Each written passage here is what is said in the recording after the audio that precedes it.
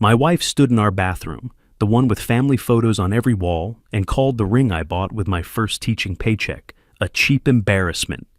24 years of marriage. And I'm watching it end over a piece of gold that weighs less than a nickel. She's holding it between two fingers, like it's garbage. Like it's something she found stuck to her shoe. Do you know what I do at pharmaceutical dinners, Daniel? When doctors' wives are wearing Cartier and Tiffany? I hide my hand. I literally tuck it under the table so no one asks about my ring. Her voice has this edge, sharp, cold. I've heard her use it on telemarketers, never on me. Jessica, 24 years wearing this cheap embarrassment. This craft fair trinket. The bathroom light catches the diamond.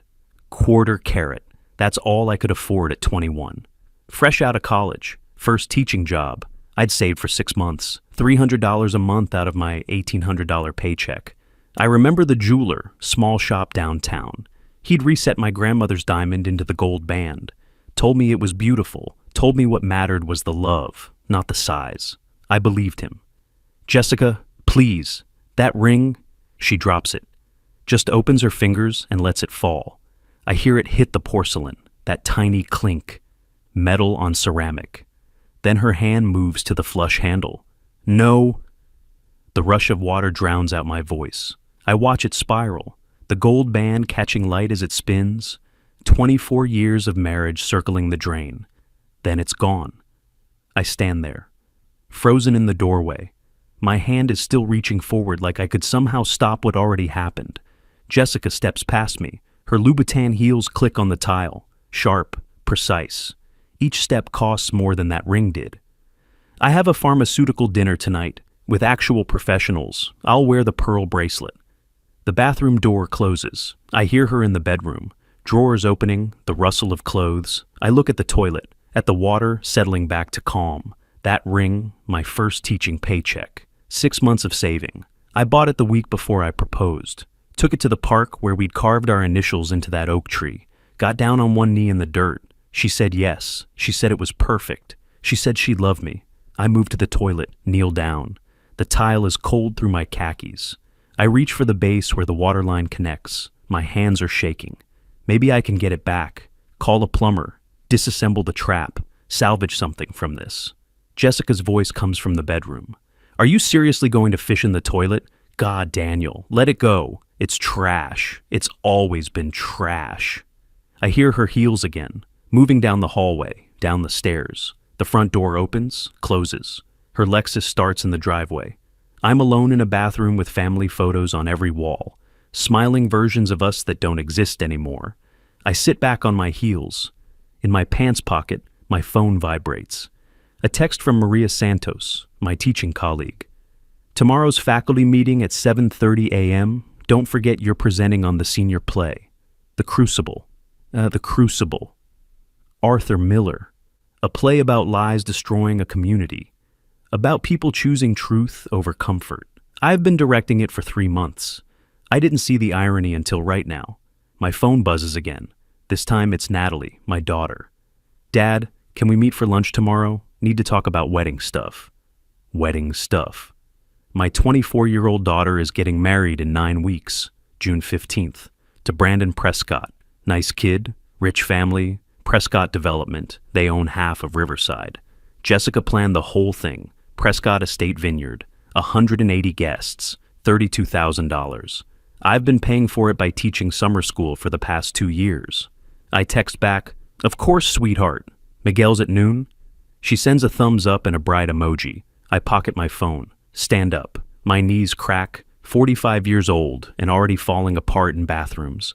In the mirror, I look the same as I did this morning. Brown hair going gray at the temples. Lines around my eyes from 22 years of smiling at students. Wire-rimmed glasses. Collar from my button-down slightly wrinkled because I forgot to iron it. I look like a high school English teacher, which is exactly what I am, and exactly what Jessica can't stand about me anymore. I leave the bathroom, walk to our bedroom. Her perfume hangs in the air. Chanel, $150 a bottle. I bought it for her last Christmas because she kept showing me pictures of it. On her nightstand, there's a stack of magazines. Architectural Digest, Town and Country, luxury travel catalogs. On my nightstand, there's a worn copy of Romeo and Juliet, the one I teach from every year, margins full of notes, cover held together with tape. I teach Romeo and Juliet every year. Young love, family betrayal, tragic choices. I never saw I was living the wrong role. I grab my car keys. I need to get out of here. Need to grade papers. Need to do something that feels normal, but I stop at the bedroom door. On Jessica's dresser, there's a small white box. CVS Pharmacy logo on the side. I don't remember her mentioning going to the pharmacy. I walk over, open the box. Inside is a positive pregnancy test. 2 pink lines, clear as day. The receipt is still in the box, crumpled, like someone tried to throw it away, then changed their mind. I smooth it out. CVS Pharmacy, 847 Riverside Drive. That's not our CVS. We live on Maple Street. Our pharmacy is on 5th. 847 Riverside Drive. That's near downtown, by the new high-rises, by Brandon's office. The timestamp says 6:47 a.m., March 18th, 3 days ago. Jessica told me she was at an overnight pharmaceutical training conference that weekend. Said she'd be home Sunday afternoon. I hold the receipt. The thermal paper is smooth between my fingers. Slick. The address is right there in tiny printed letters. The test shows 5 to 6 weeks pregnant. I do the math, work backwards. 5 weeks ago was mid-February, that conference weekend. The one where she said she had to stay overnight. My phone vibrates. Another text from Jessica. Dinner running late, don't wait up. I look at the pregnancy test, at the receipt from the wrong CVS, at the timestamp that says she bought it at 6:47 in the morning on a street across town. The receipt was from a CVS I'd never been to, on Brandon Street. At 6:47 in the morning, I teach 4th period AP English. 32 seniors. Most of them are good kids, smart, heading to college. A few are heading to trade schools. One's joining the Marines. Today I'm supposed to teach Romeo and Juliet, Act 3, the part where everything falls apart, where Mercutio dies, where Romeo kills Tybalt, where family loyalty and truth collide. But I can't focus. I keep seeing that receipt. 847 Riverside Drive, 6:47 a.m. Mr. Martinez? I look up. Keisha Thompson in the front row has her hand raised. Yes, Keisha. You were staring at the wall for like 30 seconds. Are you okay? The class is watching me. 32 pairs of eyes, concerned, some amused, most just waiting for me to continue. Sorry, late night. Let's continue with Act 3, Scene 1. I find my place in the book. My hands are shaking slightly. I press them flat against the desk. Romeo says, I thought thy disposition better tempered. He's talking about Mercutio's anger, about how violence escalates, but really, I pause, look at my students. Really, he's talking about being blind, about not seeing the truth until it's too late. Keisha writes that down, so do half the others. I've taught this play for 22 years. Every year I tell them about family betrayal, about impossible choices, about love turning toxic, and I never saw I was living it. The bell rings, students pack up, file out, a few say goodbye, most are already on their phones. Maria Santos appears in my doorway. She teaches Spanish, same floor. We've been friends since I started at Riverside High. She's 52, no nonsense, sees through bullshit like it's made of glass. You look like hell, she says. Thanks, Maria, that's exactly what I needed to hear. She comes in, closes the door, sits on the edge of a desk. What's going on? You just taught Mercutio's death scene like you were reading a grocery list. I should tell her. Maria would know what to do. Maria always knows what to do. But the words stick in my throat. Just tired? Daniel Joseph Martinez. I've known you for 17 years. You don't do just tired. You do enthusiastic and slightly manic, or you do quietly falling apart. Right now, you're falling apart. I lean back in my chair. It squeaks, same chair I've had since 2003. Jessica flushed her wedding ring last night. Maria's eyebrows go up. Flushed? Like, down the toilet? Mid-argument, called it a cheap embarrassment, then just dropped it and flushed. Jesus. And I stop. Can't say it yet. I found something that doesn't make sense. Maria waits. She's good at waiting. A pregnancy test, positive, in our bedroom. Her face softens. Danny, that's congratulations? I mean, is that what you... The receipt was from a CVS on Brandon Street, bought at 6:47 in the morning when she was supposed to be at a conference in San Francisco. The softness disappears. Brandon? Your daughter's fiancé? Brandon? I don't know. Maybe it's nothing. Maybe she... Daniel, stop. Maria stands up, walks over to my desk. Listen to yourself. You're making excuses before you even know what's happening. I can't, Maria. Natalie's wedding is in 9 weeks, if I'm wrong. And if you're right? I don't answer. My phone buzzes. A text from Natalie. At Miguel's, corner booth. Maria sees it. Go.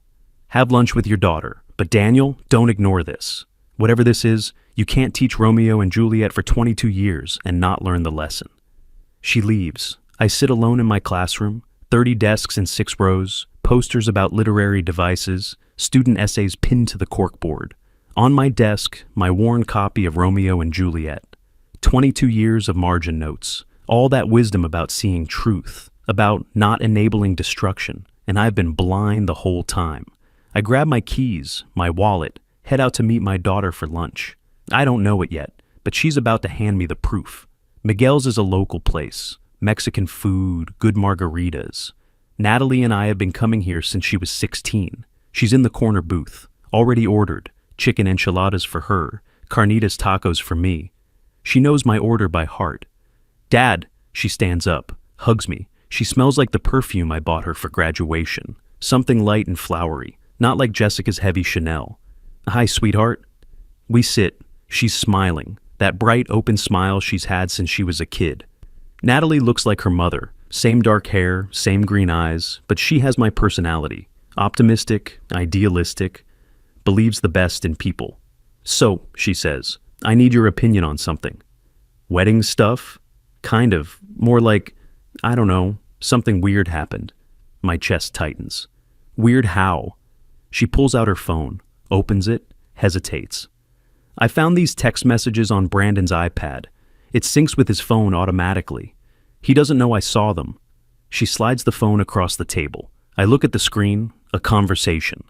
Between Brandon and someone listed as M. The messages are explicit. Can't wait to feel your body again. Last night was incredible. She'll never know. We're so good together, baby. My vision tunnels. I scroll up. More messages, weeks of them, pet names, plans to meet, references to hotels. Dad, Natalie's voice sounds far away. Do you know who M could be? Brandon says it's just a friend, but these don't sound like friendship texts. I'm still scrolling, looking at the words, the phrases, baby as a pet name. That's what Jessica calls herself when she's being playful. Baby needs coffee. Baby's tired. I've heard it 1,000 times. And there's a phrase, feeling fancy tonight. Jessica says that when she's getting dressed up. Feeling fancy tonight. It's in these texts. Feeling fancy tonight. Meet me at the Grand. The Grand. That's the hotel from the credit card, the one downtown. 3 miles from our house. The $312 charge I thought was a mistake. Dad, you're scaring me. Do you know who this is? I look up at my daughter. She has tears in her eyes. She's engaged, planning a wedding, picking out flowers and bridesmaid dresses and writing vows. And her fiancé is sleeping with someone who texts like her mother. I should tell her, right now. Should show her the receipt. The pregnancy test. Connect the dots she hasn't connected yet. But the words won't come. Because once I say it out loud, I can't take it back. Once Natalie knows her mother is sleeping with her fiancé, everything changes. My voice cracks. I don't know, sweetheart, but these definitely aren't friendship texts. She wipes her eyes. I confronted him this morning. He said I was being paranoid, that M is just a friend from work, that I'm stressed about the wedding and seeing things that aren't there. Gaslighting. That's what that is, making her doubt her own reality. I reach across the table, take her hand. You're not paranoid, you're not crazy. These texts are real, and they're wrong. But who is M? I squeeze her hand. The phone is still between us. 23 pages of printed screenshots. I saw the printer header in the corner. She printed them all. And I see her handwriting in the margin. Notes, question marks, circled timestamps. She's analyzing them like I taught her, breaking down evidence, looking for patterns. She learned that from me. English class, critical thinking, how to read between the lines. I taught her too well. Natalie, I need to look into something. Can I take photos of these? You think you know who it is? I think there's something happening here that's bigger than we know, but I need to be sure before I say anything. She nods, pushes the phone closer. Take whatever photos you need, Dad, please. I love Brandon. We're supposed to get married in 9 weeks, but I can't marry someone who's lying to me. I take photos, every page, every text, every timestamp.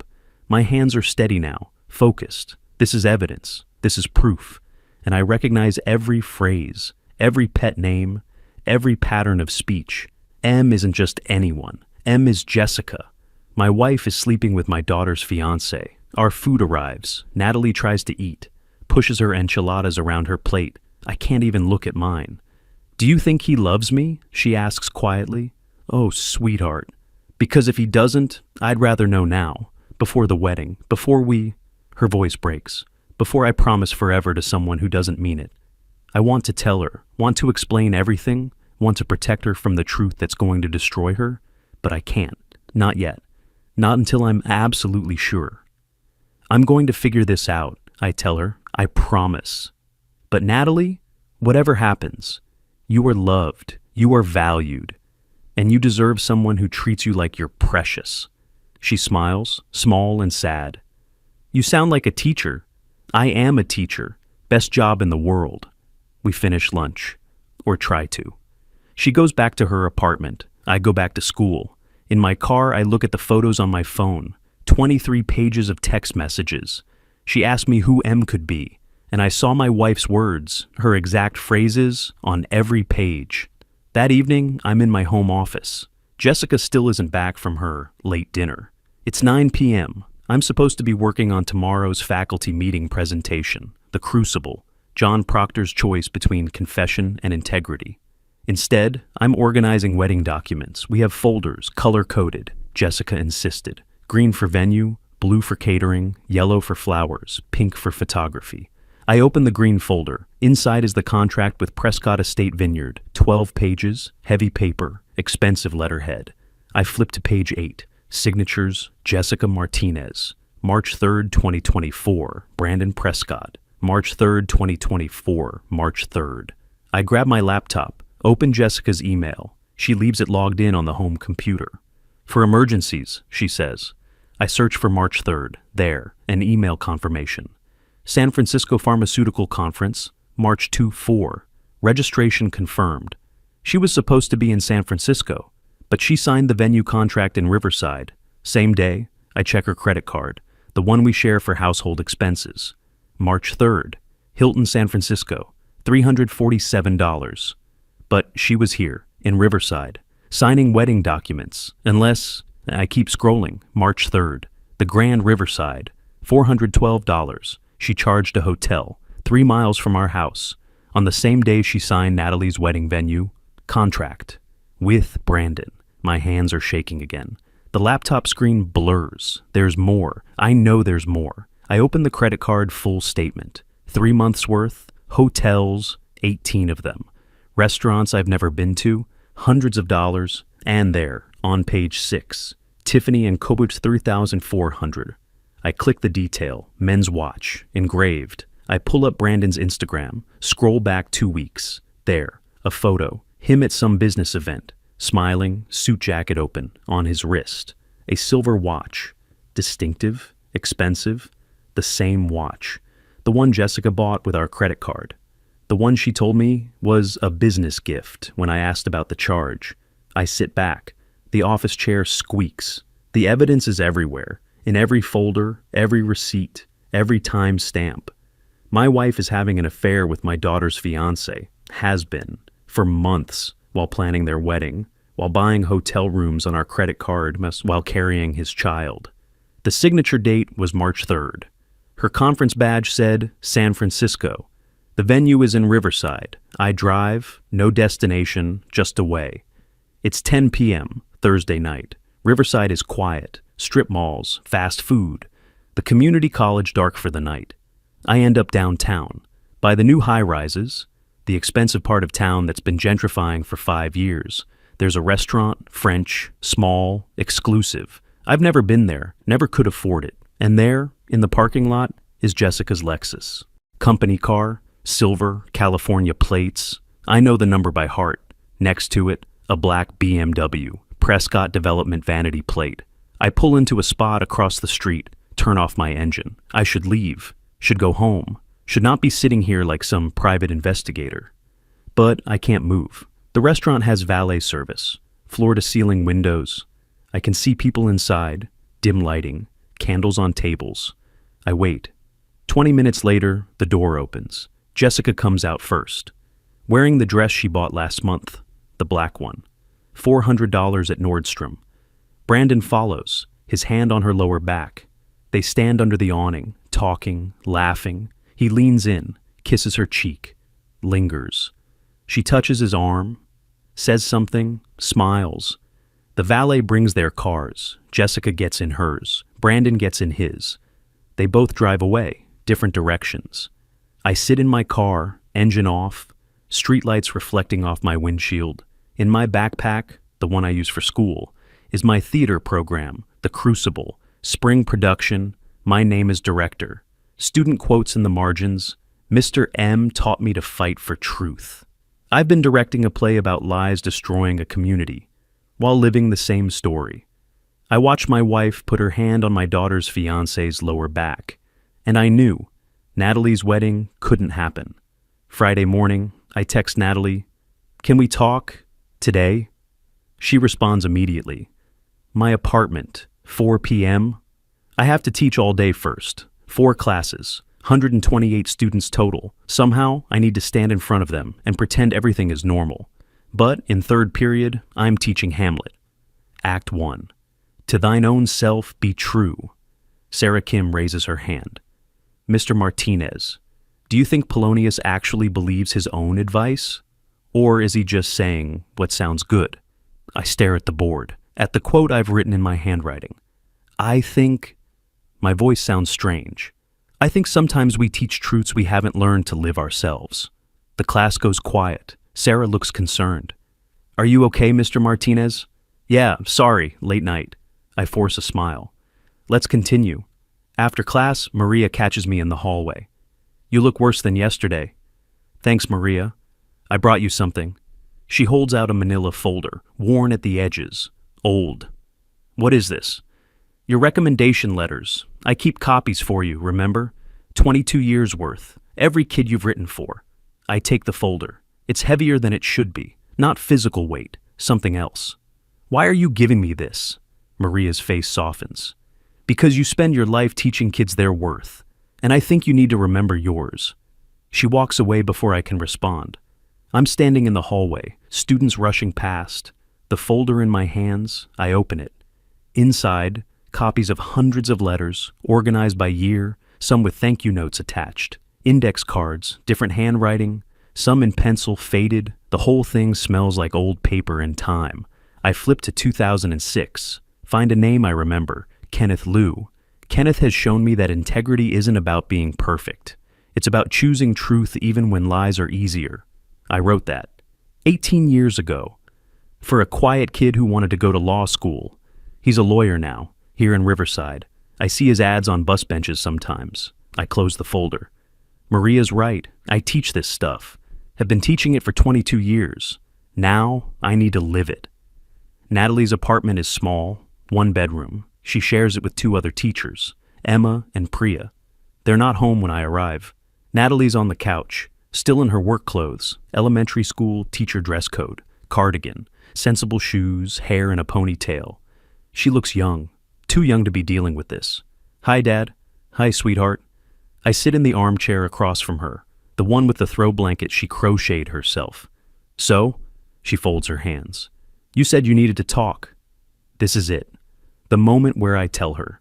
I've been rehearsing all day, different versions, different approaches, none of them work, because there's no good way to tell your daughter that her fiancé is cheating on her, even without the rest of it.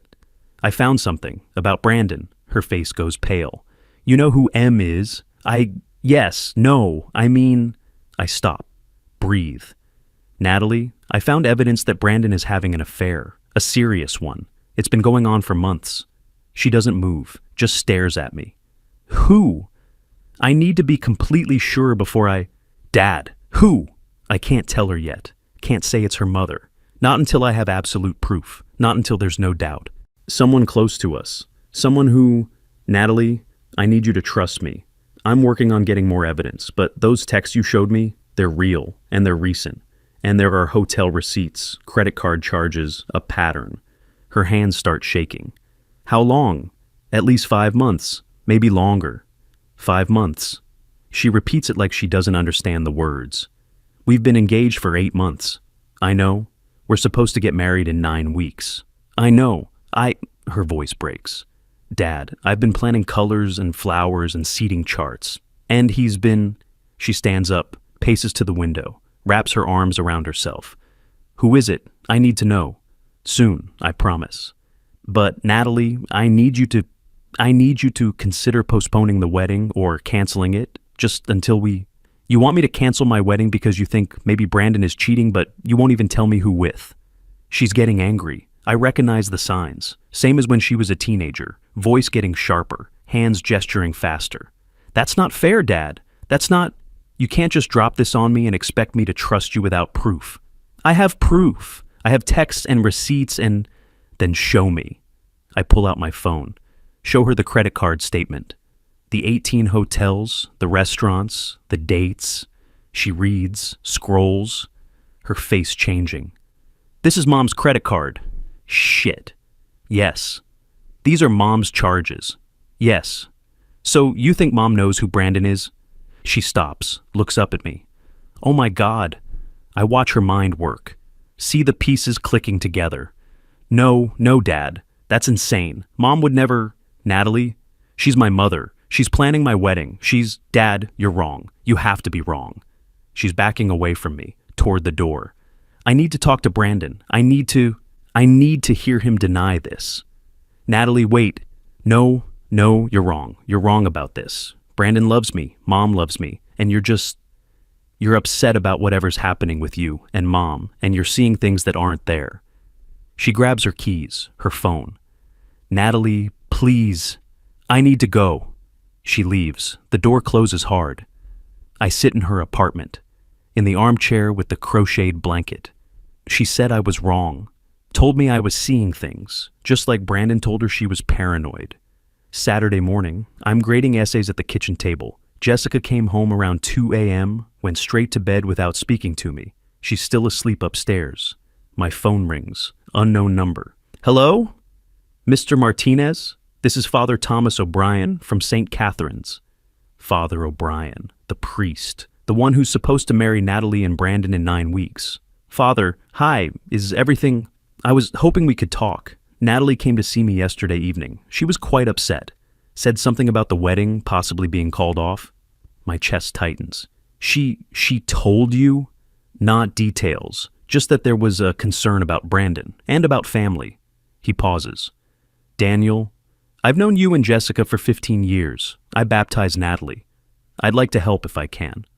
I don't know if you can help with this, Father. Why don't you come to the church? We can talk, off the record. 20 minutes later, I'm sitting in his office. Small room, bookshelves, a window overlooking the courtyard, crucifix on the wall. Father O'Brien is 68. White hair, kind eyes. The kind of priest people actually trust. Tell me what's happening, he says. So I do. All of it. The ring, the pregnancy test, the texts, the credit card charges, the restaurant, the watch. He listens without interrupting. When I finish, he's quiet for a long time. You're certain it's Jessica? The texts match her speech patterns exactly. The credit card is hers. The timeline fits. The pregnancy is... I stop. Father, I found a positive pregnancy test. The receipt shows she bought it on Brandon Street at 6:47 in the morning. She was supposed to be at a conference in San Francisco. He nods slowly. And you haven't confronted her? Not yet. I wanted to protect Natalie first. Wanted to stop the wedding before your daughter marries the man who's sleeping with her mother. Hearing it said out loud makes it real. Yes. Father O'Brien sighs, leans back in his chair. Daniel, I need to ask you something, and I want you to really think about the answer, okay? What do you need from me? Advice about your marriage or permission to leave it? The question catches me off guard. I don't know. I think you do. His voice is gentle. You teach students about integrity, about choosing truth over comfort. You've done it for 22 years. Now you need to do it for yourself. My throat is tight. Father, the church's position on divorce is about protecting the sanctity of marriage. But Daniel, there's no sanctity left to protect here. Your wife has betrayed you. She's betrayed your daughter. She's carrying another man's child. A man who's engaged to your daughter. I start crying, right there in his office. Don't even realize it's happening until I feel the tears. I don't know how to leave her, I say. I fix broken things. That's what I do. I'm a teacher. I help people. I don't give up on people. Leaving someone who's destroying you isn't giving up. It's choosing yourself. Father O'Brien hands me tissues from his desk. I teach students about Atticus Finch standing for integrity. I teach them about Hamlet finding courage. What do I teach them if I stay with a woman who betrayed our daughter? What does that say about everything I've taught about self-worth? Father O'Brien has tears in his eyes too. Daniel, sometimes the most important lesson is showing them when to walk away. Teach her that. We sit in silence. The church bell rings outside. 10 o'clock Saturday Mass. What do I do now? I ask. You document everything. You talk to a lawyer. You protect your daughter. And you tell Jessica the truth that you know. And then you do what you've taught 1,000 students to do. You choose truth even when lies are easier. I leave the church, get in my car. Maria's folder is on the passenger seat. The recommendation letters. I open it again.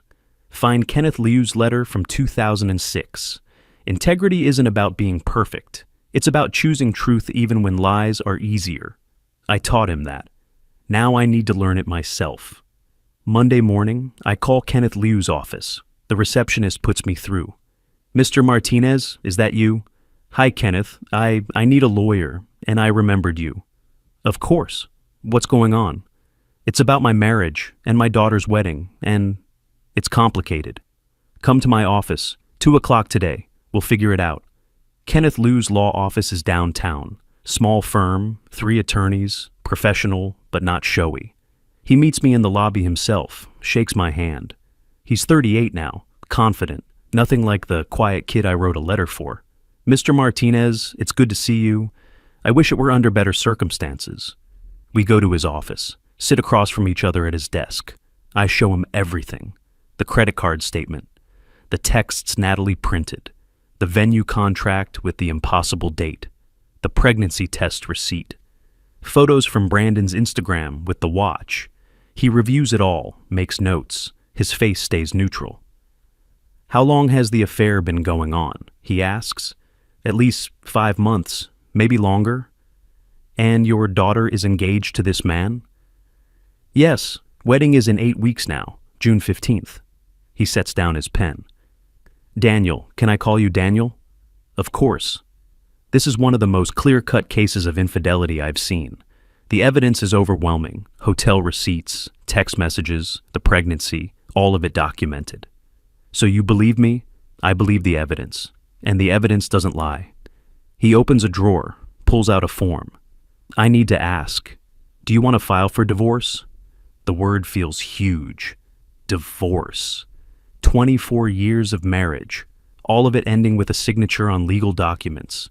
I don't know what I want. I just know I can't let Natalie marry Brandon. I can't let this wedding happen.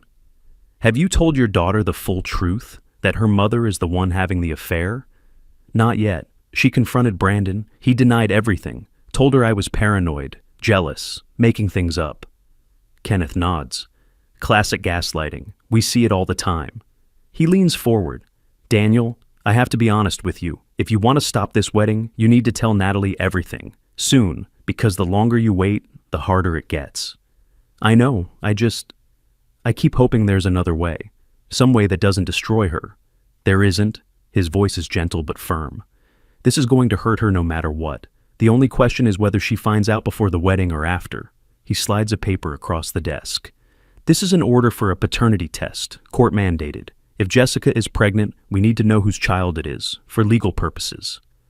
I stare at the form. You wrote me a letter once, Kenneth says quietly. Do you remember what you wrote? I look up. You told me that integrity isn't about being perfect. It's about choosing truth even when lies are easier. He taps the form.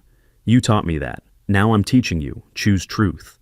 Dr. Liu said, you taught me integrity means choosing truth when lies are easier. Then he slid a paternity test order form across his desk. If you've ever had to make an impossible choice, had to choose between protecting someone you love and telling them a truth that will break them, I need you to know something. There's no right answer, just degrees of wrong.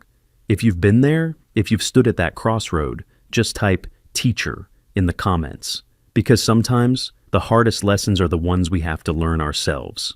3 weeks pass. I file the paternity test order. The court approves it. Jessica is served with the papers. She comes home from work and throws them at me.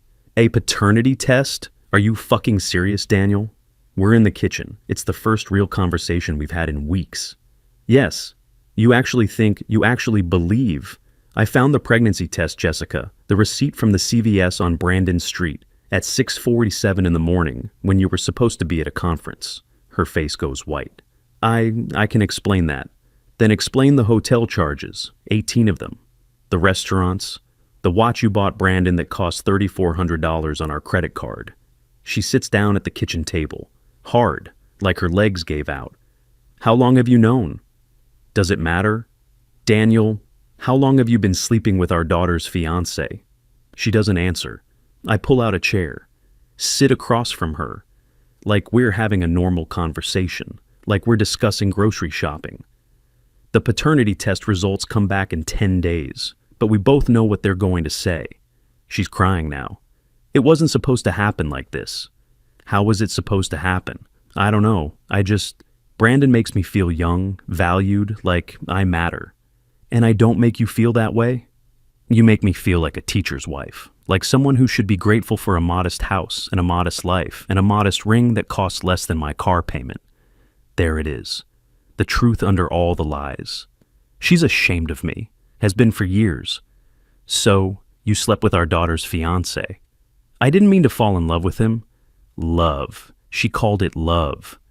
Does Natalie know? She asks. Not yet, but she will.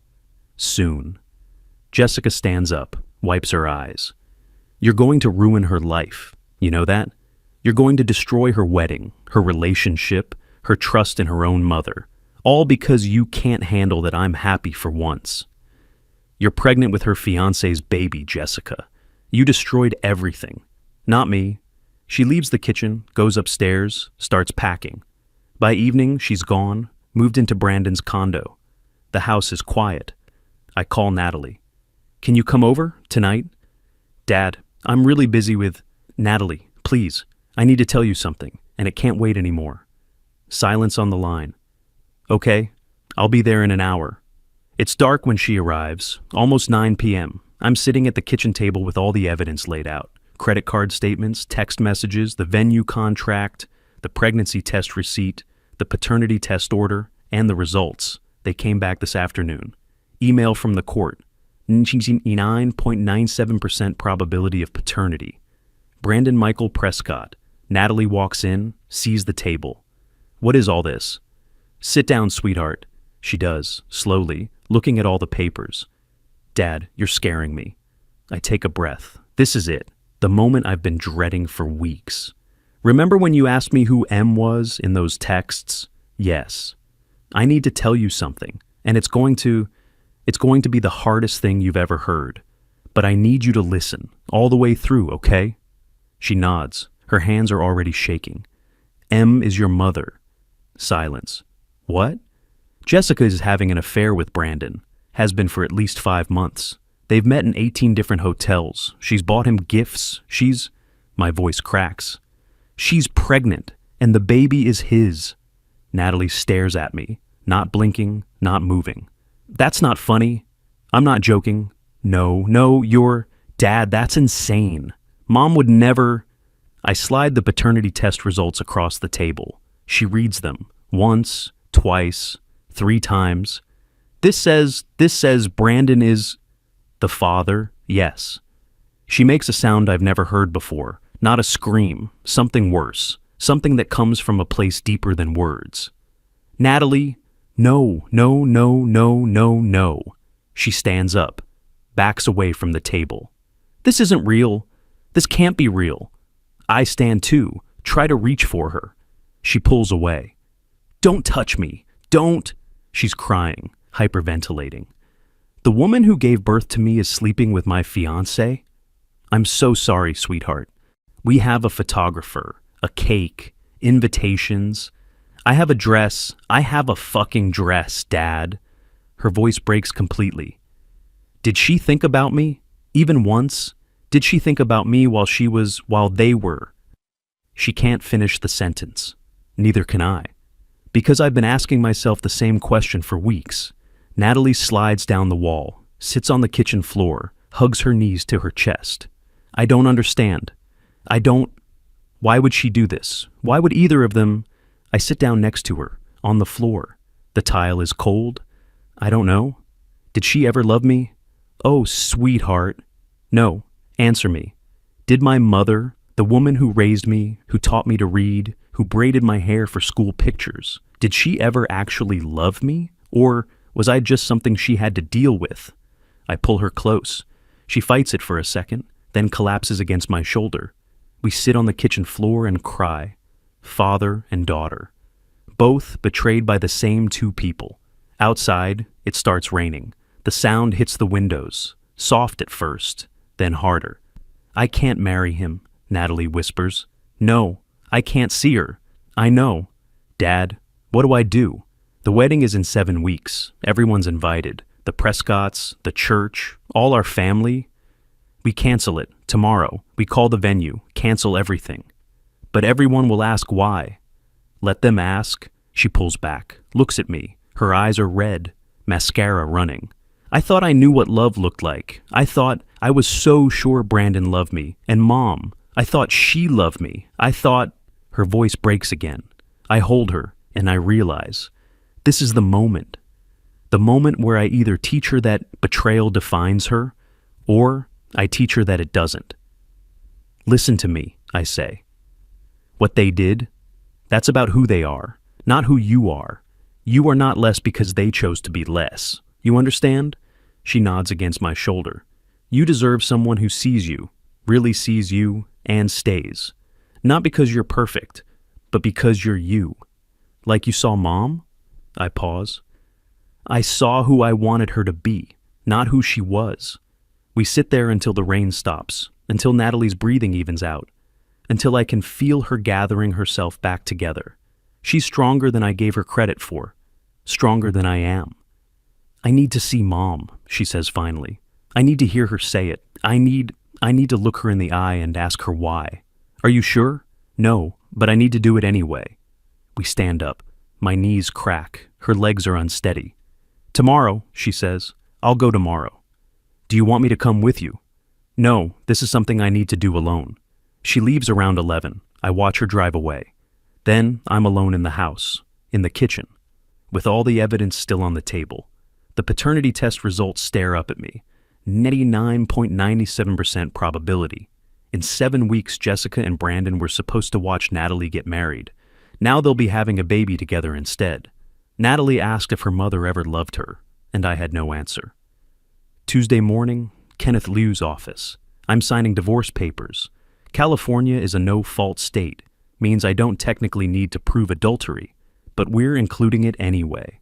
Emotional distress claims, timeline documentation, everything.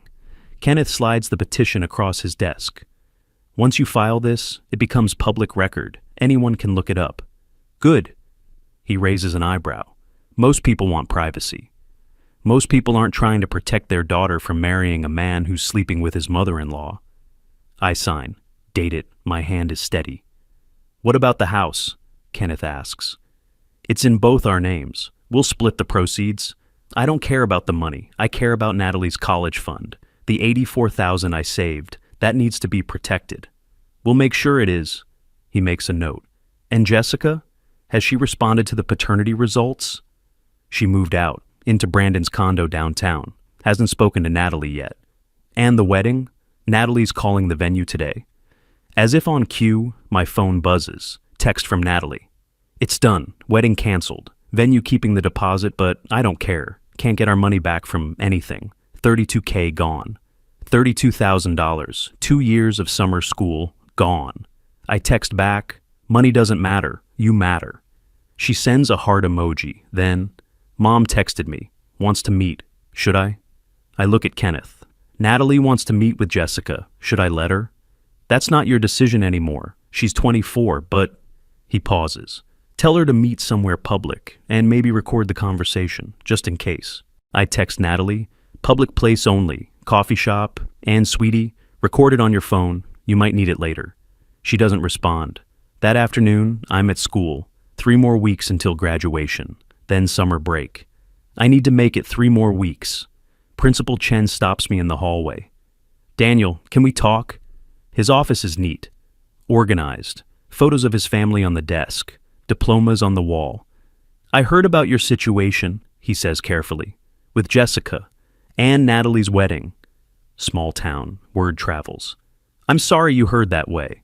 Maria told me, in confidence. But Daniel, I need to know, is this going to affect your ability to teach? No? Because graduation is in 3 weeks. You're giving the Teacher of the Year speech. And the Prescott family, they're major donors. They'll be there. I know. Brandon's mother, Sophia, already called, asked if there was a situation that needed addressing. He leans forward. What do I tell her? Tell her the truth, that my daughter was engaged to her son, and that engagement is now broken, and that's all anyone needs to know. Chen nods slowly. Okay, but Daniel, if this becomes a disruption, it won't. I leave his office. In my classroom, I have 4th period in 10 minutes. Hamlet, Act 5, the ending. When sorrows come, they come not single spies, but in battalions. I'm living that line. My phone buzzes, Natalie calling. Dad! Hi, sweetheart. How did it go? I met Mom at that Starbucks downtown. Her voice is flat, empty. She cried, said she was sorry, said she never meant to hurt me. What did you say? I asked her why. Why him? Why my fiancé? Why during my engagement? Natalie's voice cracks. She said Brandon made her feel alive, that you made her feel small, that she deserved better than a teacher's salary and a modest life. Those words, small, modest, deserved better. Jessica's been saying that for years. I just never wanted to hear it.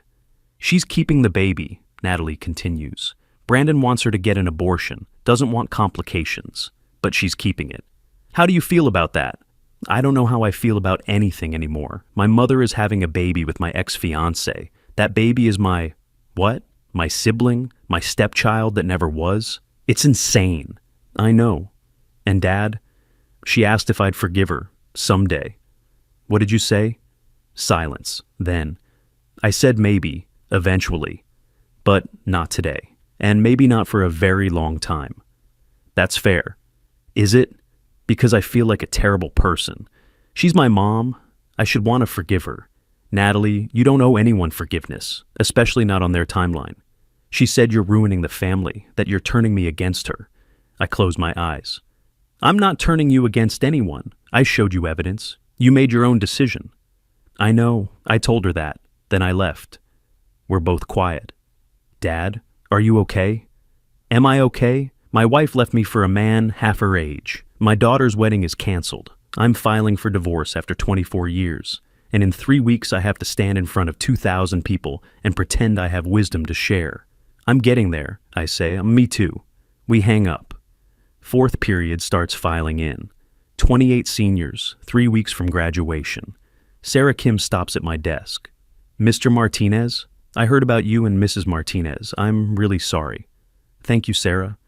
My parents got divorced last year. It sucked, but my mom is happier now. I hope you will be too. She goes to her seat. I open my worn copy of Hamlet, the one with 22 years of notes. Okay, I say to the class.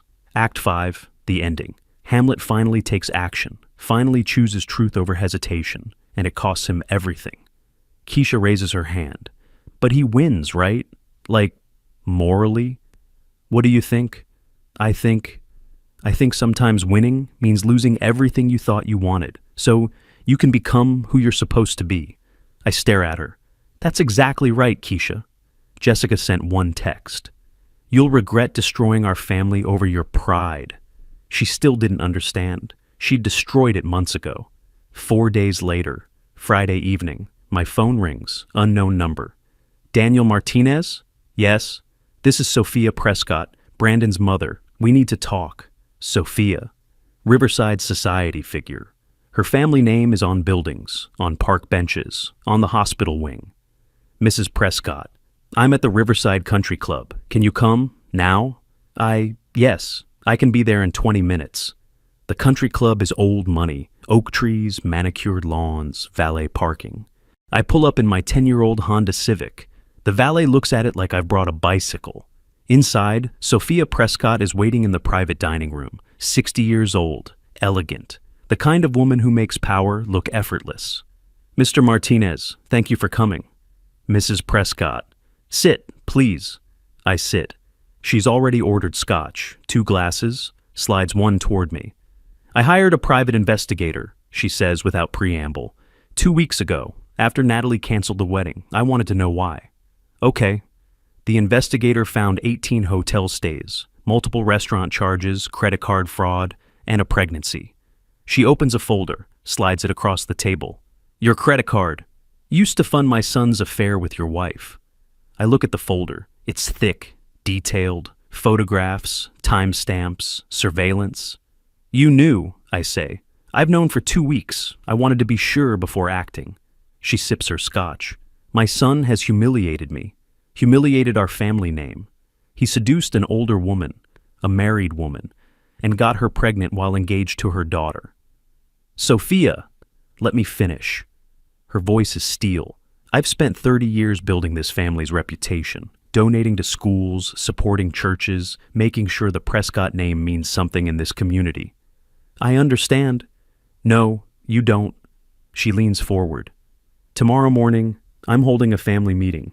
Brandon will be there, Jessica will be there, and Brandon will do the right thing, which is marry her, legitimize that baby, take responsibility for his choices.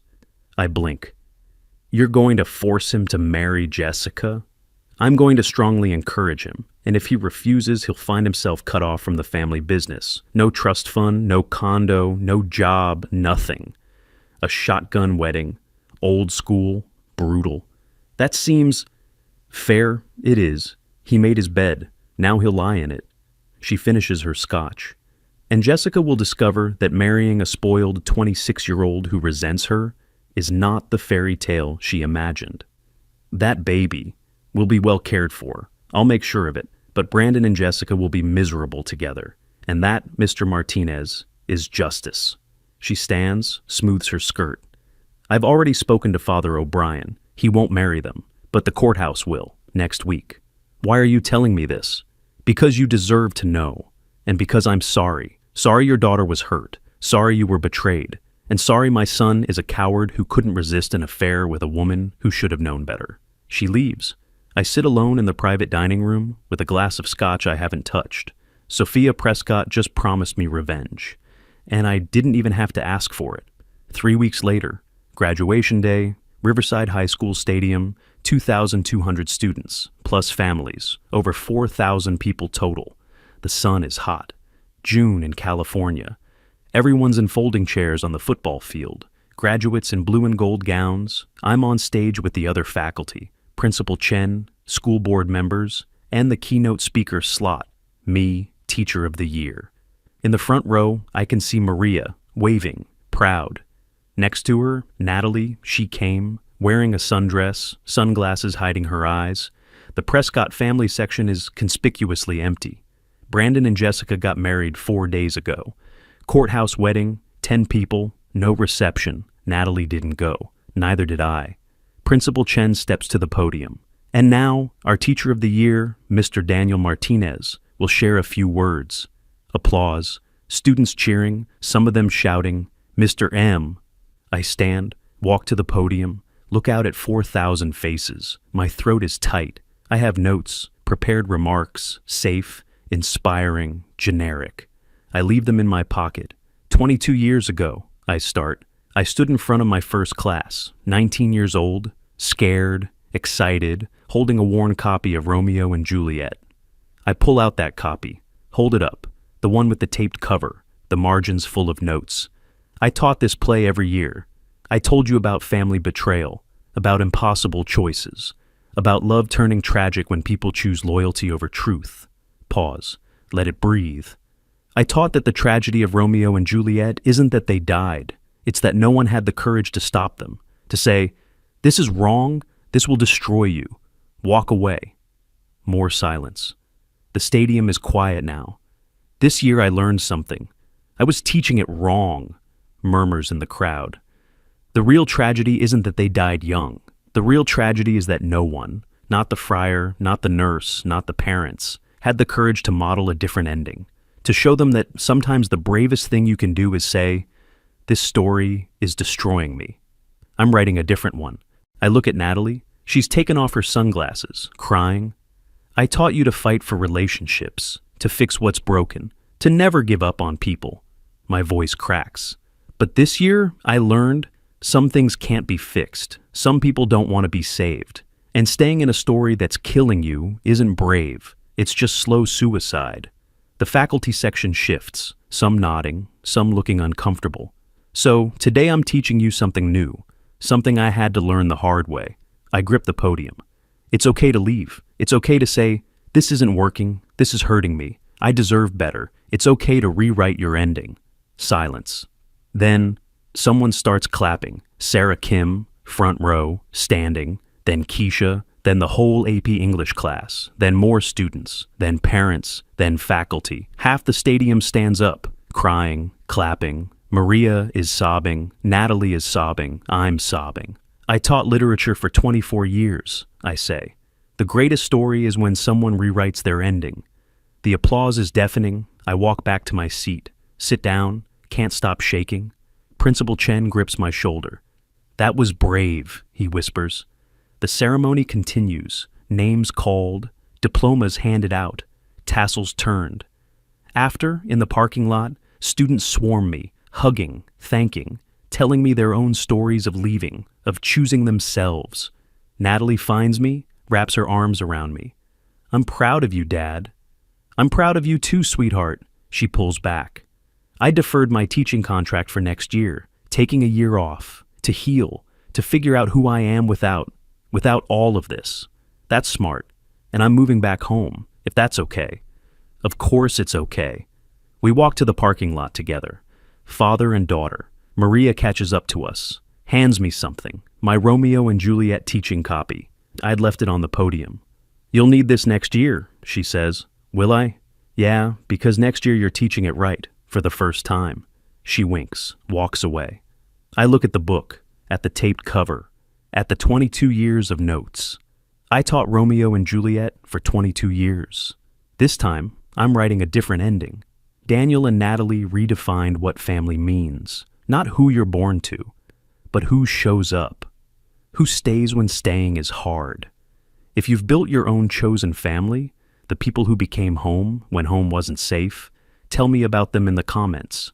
And if this story moved you, if you felt Daniel's pain and Natalie's heartbreak and their hard-won peace, subscribe.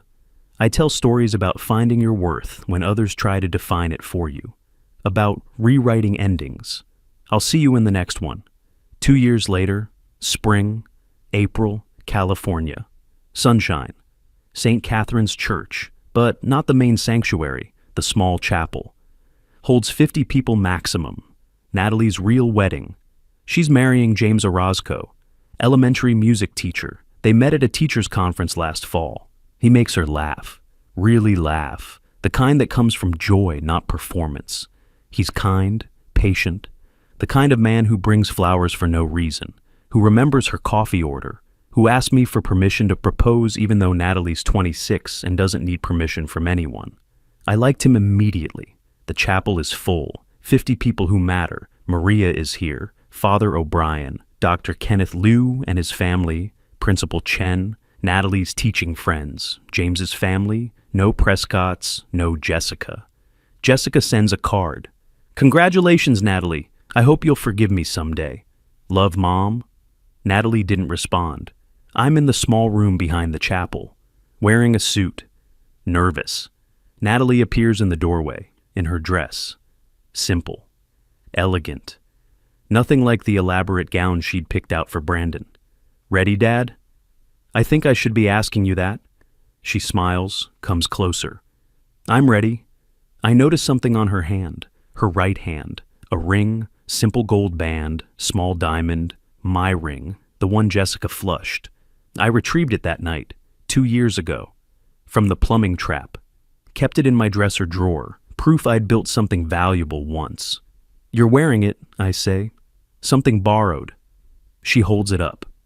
Grandma wore this for 52 years and never wanted different. That's what real love looks like, right? My throat is tight. Right. Jessica called it cheap, but it's not. It's just real. No pretense, no performance, just... She touches the diamond. Just love. I hug her, careful not to wrinkle her dress. I'm so proud of you, I whisper.